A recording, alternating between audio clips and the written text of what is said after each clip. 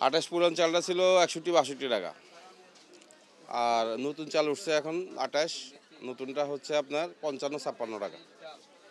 আর মিনিকেট হচ্ছে ভালো মানের মিনিকেট যেটা, ওটা 70-72 টাকা। আগে 70-71 টাকা ছিল, 1 টাকা পরিমাণ বাড়ছে আর কি, 1 টাকা বাড়ছে পুরনটা। মিনিকেট তো আর এখন উঠে নেই।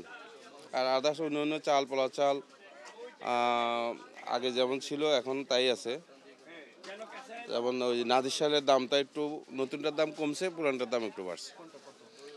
নতুন নাদির শালটা হলো 75-76 টাকা, আর পুরানটা হলো 78-80 টাকা। কয়েকদিন থেকে 100 টাকা 80 টাকা এরকমই। এই সময় একটু চাপ বাড়ার কারণে দামটা একটু কমছে। আগে সপ্তাহে নিয়ে গেছিল 120 টাকা, তো সে তুলনায় কমছে 120 টাকা কেজি তো কমছে।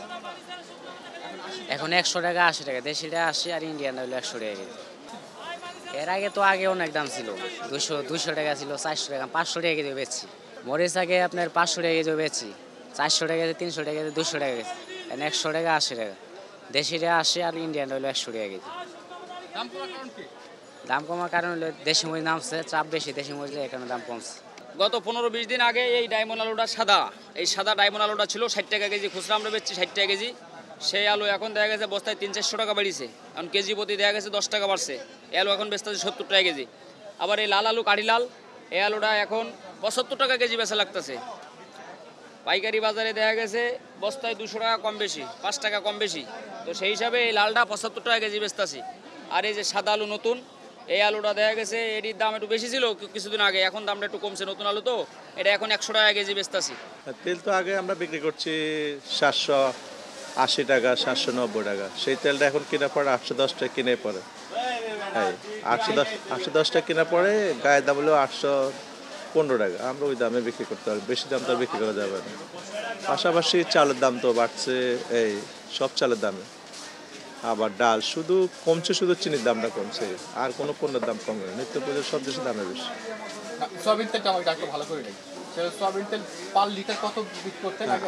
আগে ছিল তো 156-57 টাকা, এখন সেই তেলে 165 টাকা, কিনে পর 165 টাকার মতো, প্রায় লিটারে তারপরে 4 টাকা 5 টাকার মতন বেশি।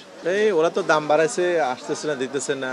দিব আমাদের 2 কার্টন ছেলে দেয় 1 কার্টন, এটার সাথে বিভিন্ন প্যাকেজ ধরে দেয়, আবার সুজি দেয়, সরষের তেল দেয়, অনেক কিছু দিয়ে দেয়। কারণ সবজি আছে ঠিক আছে, কিন্তু দাম বেশি একটা কমে না, কারণ আমদানি তো বেশি হয় না। এখন থেকে আমদানি কম, তাছাড়া সব কিছুর দাম বাড়তি।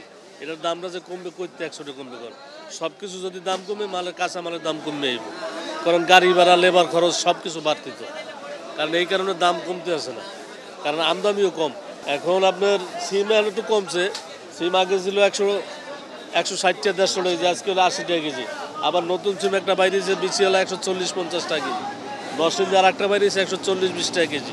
মোটামুটি এগুলো আইতে আছে মূলা 40-50 টাকা কেজি, আর বটবটি 120 টাকা কেজি। এটা তো শীতকালীন সবজি না, এটা আস্তে আস্তে কমে যাবে। উস্তা, করলা এটিও শেষ পর্যায়ে, এটি 100-120 টাকা কেজি। শসা সাভারেরটা 80 টাকা কেজি, হাইব্রিড আছে 70।